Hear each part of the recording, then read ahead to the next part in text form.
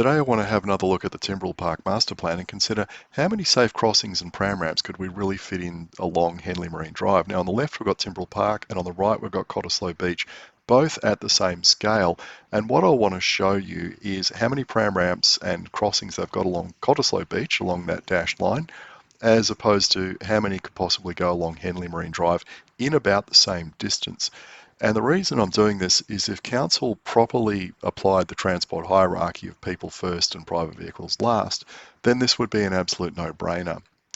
So what I think is that, well, there's actually each red line there represents a street that intersects with Henley Marine Drive.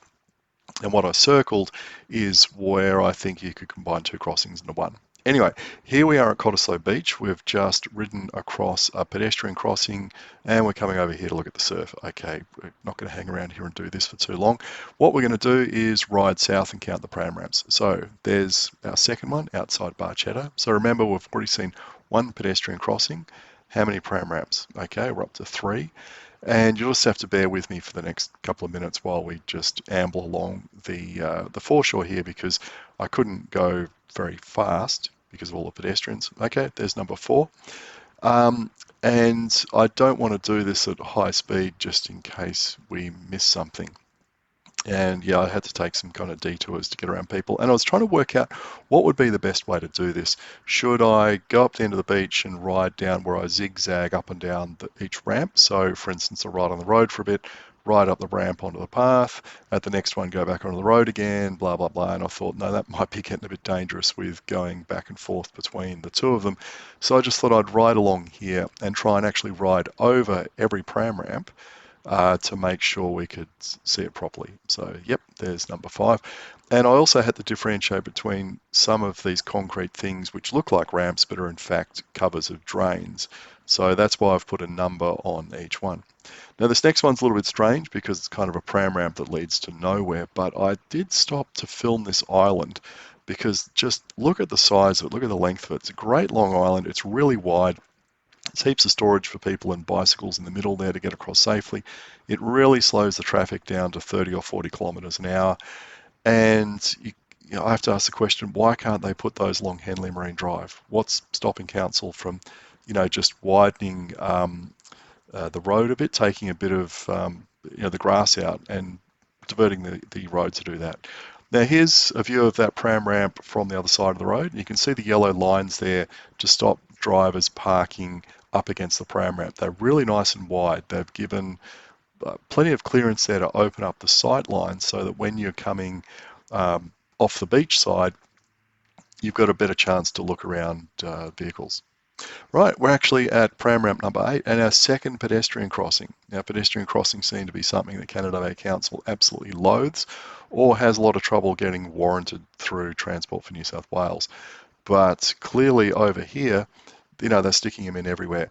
And look, I don't have exact traffic counts. Oh, I stopped there for a coffee for an hour. So that's why they're split in the video. Catching up with a mate.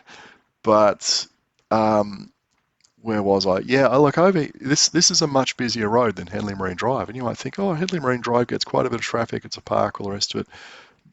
No, there's a truckload more down here. There's also more off-street parking. There's several large car parks along here. One of them holds 355 vehicles. This one I'm going past here probably holds, I don't know, 120, and there's some more up the side streets. So there's probably double or triple the amount of parking along this section of road, which is about the same length as Henley Marine Drive, the bit we're interested in. Yet council over here feels quite happy to put in lots of pram ramps, pedestrian crossings and slow down traffic and big islands and all that kind of thing. And in fact, they have a plan to revamp this entire strip to pedestrianise it even further. If they can get the money, this is all going to turn into a slower, safer section of road. So they really do have the transport hierarchy in mind here, where it's pedestrians first, because obviously got heaps of people walking around wanting to go to the beach. In summer, there's just people absolutely everywhere. Okay, that'll do it for looking at Cott. So let's go back and think about Timbrell Park.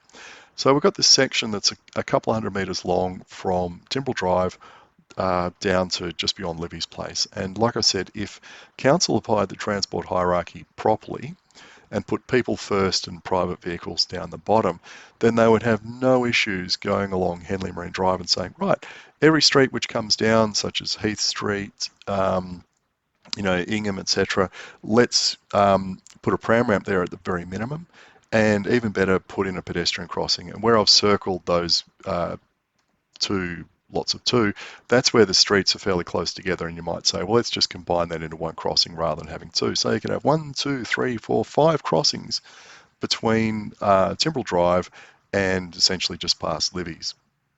Now, would council ever agree to that? Oh my goodness, it might slow down the rat runners, racing up and down the street in the morning and afternoon peak. We can't have that. That would be the end of the world. No, stuff the rat runners, apply the transport hierarchy properly, put people first, and make accessibility in and out of the park the top priority.